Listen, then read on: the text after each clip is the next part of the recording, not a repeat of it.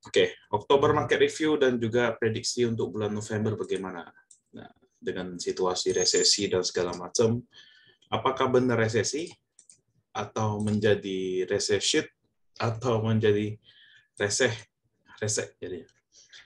Karena kan kalau kalian perhatiin 2 minggu belakangan tuh waktu IHSG drop ya, waktu IHSG drop di sini itu semua video resesi pada keluar ya. Padahal setelah ini rebound. Ya, jadi orang pada ngira bahwa wah resesi ini bahaya segala macam. Nah, tapi apakah sebenarnya di Indonesia tuh bakal kedampak? Oke, nanti kita bahas lebih lanjut. Oke, prediksi IHSG bulan Oktober ya. Ya IHSG drop dulu sampai tanggal 10 baru mulai rebound. Dan ya sampai tanggal 10 ternyata IHSG juga masih drop. Tembus ini sempat tembus ini. Tapi habis itu rebound dan sekarang lagi nyangkut di daerah sini. Ini udah kayak atap yang kuat nih. Mentok banget, dari sini nggak lewat, sini nggak lewat, sini nggak lewat. Bahkan hari ini pun mencoba lewatin, tapi masih belum ada powernya. Nah, jadi kalau misalnya antar ini lewat, ini udah agresif buying kita. Ini udah lewat sama dengan masa-masa agresif buying. Jadi udah boleh saham-saham udah boleh di hold. Kalau tadi IHSG close di atas 7130, mungkin pegas di level 1990 itu gue suruh hold. Kenapa? Karena ya IHSG-nya break, tapi ternyata belum. IHSG masih bentuk di atas ini. Oke, overall IHSG selama 1 bulan naik 0,8%, ya 11 hari merah, 11 hari hijau, 10 hari merah. Nah, ini satu hal yang aku suka dari IHSG, yang gue suka dari IHSG adalah IHSG membentuk huruf V. Jadi ketika sebuah market membentuk huruf V, itu cenderung enak kelihatannya. Kayak gini juga nih V. Kayak gini enak. Nah, sama juga kalau bentuk huruf A itu bahaya. Jadi begini udah cenderung oke. Tapi ya dengan syarat level ini tuh mesti di break. Ini kalau di break, ini malah lewat. Oke.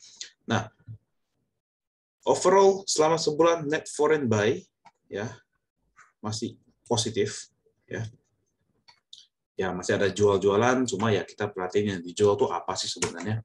Nah, yang dijual terutama ada di BBRI. Itu yang gede, BBRI, Astra. Ini pun terjadi di masa-masa awal, yang waktu Oktober pertama kali turun, awal Oktober. Itulah penjualan masa-masa bank-bank besar tuh, saham-saham LQ45 pada dibuang. Tapi ya nggak apa-apa, kita perhatiin Bank Mandiri 1,13 T. Makanya Mandiri bisa tembus 10.000. Nah, tembus 10.000. Jadi kita perhatiin kalau dari bank, saham-saham bank, ketika asing ngumpulin terus, itu cenderung bakal bagus. Jadi next apa nih? Bank Mandiri udah jalan, hari ini masih coba 3% lebih. Apa yang next? Kemungkinan BBNI. Itu yang menarik. Oke. Pegas juga hari ini nyentuh resist, foreign buy gede, UNTR juga masih bagus, ICBP, saham-saham consumer masih oke, Unilever cuma karena berita kemarin, Adaro masih bagus, cuma masih mentok di 4.000, Unilever bahkan masih ditampung sama asing, jadi ya pasti bakal jalan lagi, kita tunggu. Hari ini masuk, ternyata masih ARB, jual dulu. Nanti ketika ada masuk momen, Unilever harusnya nggak akan ARB 3 kali sih. Harusnya. Itu kalau ARB 3 kali, harusnya kita bakal hajar langsung. Karena bakal dapat murah banget. Oke. BCA juga net foreign buy. Nah, dengan situasi begini, kita bisa melihat bahwa mungkin BCA bisa tembus ATH-nya bulan depan. Kemungkinan besar. Gua lumayan yakin sih, 80% BCA bisa tembus ATH bulan depan. Batubara juga masih tampung asing, Indi, PTBA, Adaro, WTR. Ya. Oke. Dan sedangkan yang dibuang ini juga retail, nggak ada batubara segala macam, berarti batubara masih menarik. Saham-saham energi masih menarik. Performa LQ45 1 bulan terakhir paling besar oleh Medco. Oke. Medco kita juga dapat di bawah, cuma sempat jual di 1.100, ternyata masih naik. Hari ini kita kejar lagi, ya lumayan. AMRT ini yang orang jarang pantau tapi naik terus, ini paling bentar lagi orang mulai notice ketika udah ganti kepala. Ketika AMRT 3.000 orang pasti mulai notice. Pegas sampai di 1990 kita juga dapat. Mandiri, KLBF ini yang paling jarang gua call karena gua paling males lihat KLBF sebenarnya. HMSP juga dapat lumayan, ICBP juga, INDF kita nggak ikutan. ITMG ini kemarin break resist, sama SMGR juga ada.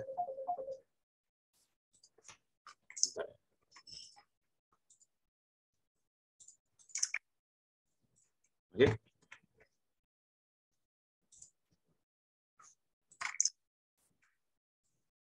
Nah, dengan RQ45 yang naik segini, yang turun utama didorong oleh dua bersaudara, yaitu Goto dan Arto. Ini dua bersaudara turun drastis. Tebik, ya udah kayak biasa, Tebik juga sering gitu. Harum, Java, Breeze, TOWR, PTBA, Unilever, MDK. Ya, untungnya saham-saham yang turun ini kita nggak ikutan turun di sini. Di Tebiknya kita nggak ikutan, Harum nggak ikutan, Java, Breeze, TOWR, PTBA kita juga ambil di bawah, Unilever juga, MDKA. Oke, top gainer ada Swatch yang lumayan mengerikan berapa hari ini. SDMU kemarin kita sempat dulu, tapi udah turun terus. Ini juga dari last 93, last 83. Ini harusnya bisa turun lagi, berbahaya. Paninvest, ya kita lebih sering ke PNBN sama PNLF-nya. MTWI juga baru beberapa hari ini. Jadi kelihatan di gainers ini yang naik ini rata-rata baru-baru aja. 100 ini baru, MTW ini baru. BP juga kemarin kita dapat. AMMS hati-hati, ini harusnya bakal dari 50. Sorry, ini akselerasi, bahkan bisa di bawah 50 berarti. Hati-hati. Coal juga, WIRG juga sama, ini udah 270.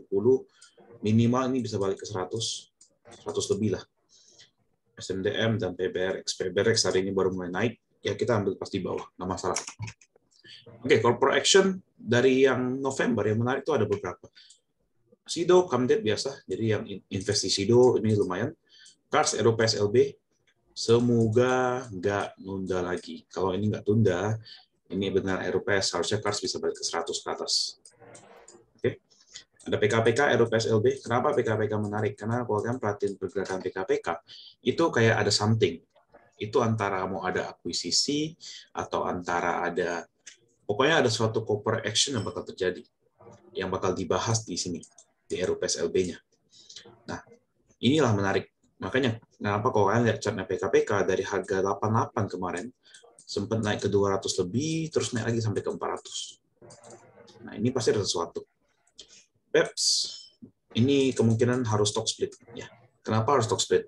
Karena saham-saham yang udah di harga di atas 4.000, itu biasa kalau lotnya tipis, salah satu-satunya adalah stock split.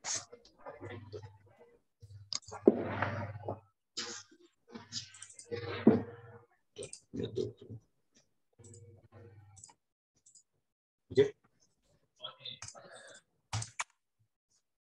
Nah, kita lihat secara sektor.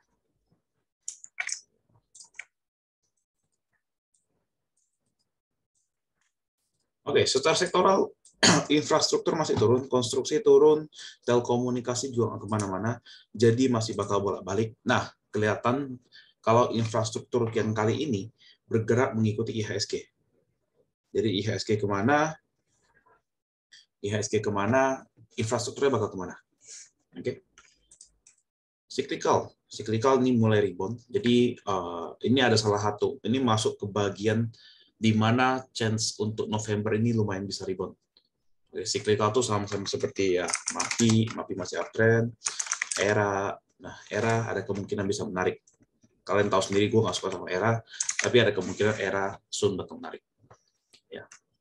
Terus non cyclical masih tetap bakal menarik karena consumer-nya masih bagus.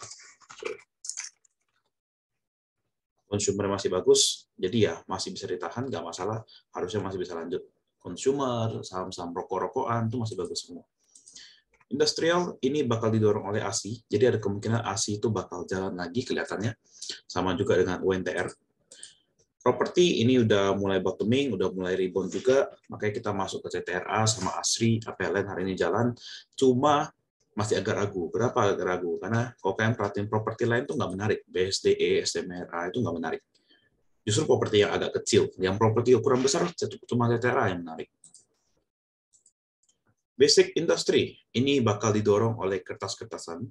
Tekin, INKP itu masih menarik. Oke. Dan juga kalau kita perhatiin yang metal-metalan kemungkinan masih bolak-balik dulu.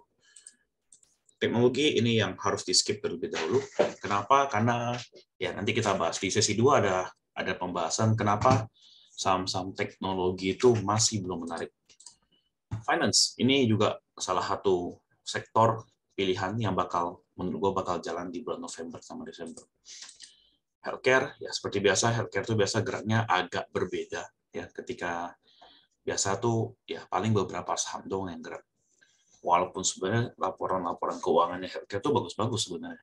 Cuma memang saham-saham healthcare ini jarang dipantau sama orang-orang. Transportasi ini ada kemungkinan naiknya di akhir tahun. Ini udah mulai, cuma lebih ke arah transportasi yang bukan kargo. Maksudnya bukan kargo gimana? Kayak Temas, SMDR, menarik nggak? Ya menarik, cuma nggak semenarik saham-saham yang kayak berbau transportasi tapi di sisi lain. Gitu. Kayak misalnya contoh yang berbau kayak Wind, Sleep, itu kan berbau sektornya berhubungan dengan transportasi juga, walaupun ada campuran energinya juga. Nah, cuma yang begituan kayak Asar ini jalan. Jadi ya kemungkinan ada chance jalan, cuma mungkin di akhir tahun. Oke, energi ya selalu sama, ini pasti masih bakal menarik. Kayak tema biasa, The Last Run, Energy Edition ya, ini masih bakal jalan energi. Dan balik lagi, energinya apa? Coal sama oil, itu aja. Oke, balik lagi ke slide.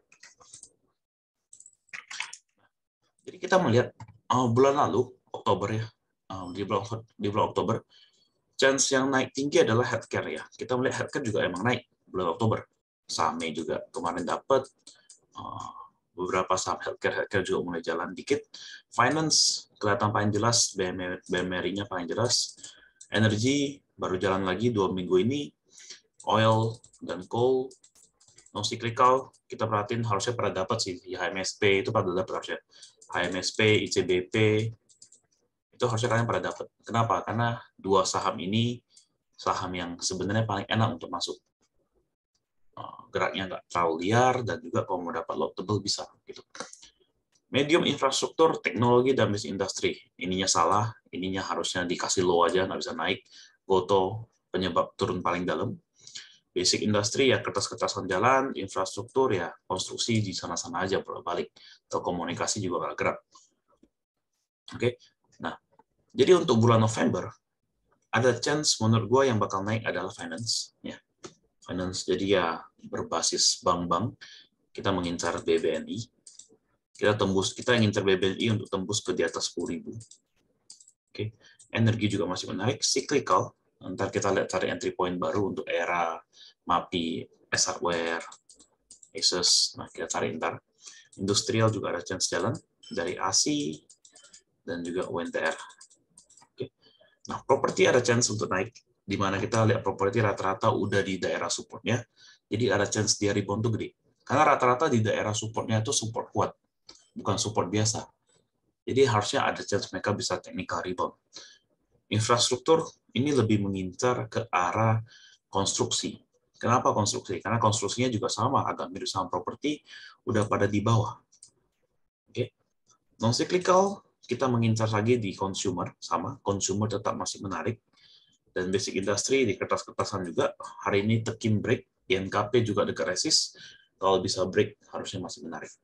Dan yang kurang menarik adalah di bagian teknologi dan healthcare. Nah, tekno ini bukan nggak berarti kita nggak boleh masuk. Gue ngincer Goto di level 180 sampai 184 entry point. Nah, jadi ya kalau mau masuk silakan, tapi hanya untuk copet. Jadi yang kita ambil tuh hanya untuk trading sementara, bukan di hot swing panjang, ya jangan. Oke. Nah, secara historical, bulan ini kan Oktobernya hijau ya, berarti 0,8% ya. Bagus. Nah, November juga rata-rata hijau. Nah, tapi hati-hati. November itu sekali merah bisa dalam. Sekali merah bisa dalam. Jadi kalau kalian perhatiin historical, November tuh kalau merah dalam. Ya, jadi otomatis lumayan menarik untuk kita ngincer November ini harusnya hijau, karena chance hijaunya lebih gede, dan harusnya sih masih hijau, walaupun tipis atau tebal itu masalah ntar. Oke, prediksi IHSG bulan November, ada dua kemungkinan. Kemungkinan pertama IHSG naik dulu, ya, tes resist, tes sekali lagi ya, dikasih tes sekali lagi, koreksi dikit, terus dia break. Kalau dia break, dia bakal ngetes langsung ke level 7.300. Oke. Yang kedua, karena ini resistnya nggak bisa di break, jadi kemungkinan bakal koreksi dulu, baru dites sekali lagi. Oke. Terus sideways, ini sideways, baru dia naik lagi. Jadi ujung dari semuanya adalah ini naik. Ujungnya.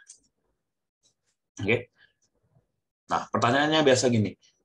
Itu kan mau resesi, masa masih bisa naik ya SG?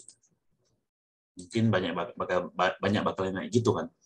Cuma gue bilang gini, kalau misalnya semua orang takut sama resesi, ya bahkan negara pun takut sama resesi, kenapa nggak tutup aja pasar saham? Ya nggak? Lagian kita juga ada satu pembatasan, ARB kita masih 7%. 7%. Kalau udah 25% baru kalian pusing. Nah, beli big caps yang ngincer ke bank. Sama saham big caps ya, ASI juga salah satu yang menarik tuh. Saham favorit lo kan ASI. Jadi ya boleh, salah satu target utama juga boleh di ASI. Oke, jadi gitu aja untuk review dan prediksi. Prediksinya tetap ada kemungkinan koreksi-koreksi sideways, cuma ujung-ujungnya tetap up. Prediksi gua ujung-ujung dari November up, terus lanjut sampai ke Desember. Oke. Sekilas IHSG, IHNS ya. Ya kalau ini turun, gua bersihin dulu. Nah, kalau ini sempat koreksi, kalau kita ambil pola 2 ya. Kalau ambil pola 2 ya, ini IHNS. Shoulder, head, shoulder. Kalau ambil pola 2. Kalau pola 1 ya biasa aja. Bisa average up, BCA buat invest. Jangan. Karena tinggi. Tunggu daerah koreksi. Invest tuh nggak ada yang setuju dengan yang namanya average up. Average tuh iya, average up nggak ada yang setuju. Lo jadi average jadi tinggi. Cuma balik lagi ya, namanya invest kan kita ngincer jumlah lot yang kita pegang. Jadi ya nggak masalah gitu. Tunggu aja, biasanya kalau sekarang daerah harga ini kan, biasanya kan di segini. Ya, tunggulah kalau misalnya dia dikasih bawah, dikasih di segini, ya silakan. Di sini misalnya tambah, misalnya ada siapin untuk 10 lot. Oke, mau tampung 10 lot, sini tambah 5 lot. Nanti turun lagi tambah 5 lot. Ya kan ujung-ujungnya yang mau lihat dari invest itu kan ujung masa depan. Kita bukan melihat masa pendek 2 minggu, 3 minggu gimana. Itu invest. Oke? So, kita balik lagi ke slide.